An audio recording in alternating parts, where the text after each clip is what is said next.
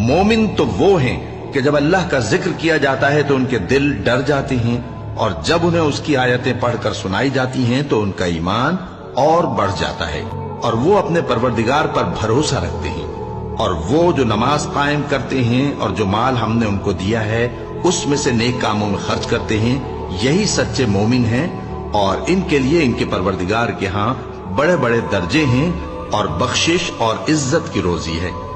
इन लोगों को अपने घरों से उसी तरह निकलना चाहिए था जिस तरह तुम्हारे परवरदिगार ने तुमको तदबीर के साथ अपने घर से निकाला। और उस वक्त मोमिनों की एक जमात नाखुश थी। वो लोग हक बात में उसके जाहिर होने के बाद तुमसे झगड़ने लगे, गोया मौत की तरफ हाँके जाते हैं और उसे देख रहे हैं। और उस वक्त को याद करो जब अल्लाह तुमसे वादा करता था कि अबू सुफियान और अबू जहल के 2 गिरोहों में से एक गिरोह तुम्हारे लिए मगलूब हो जाएगा, और तुम चाहते थे कि जो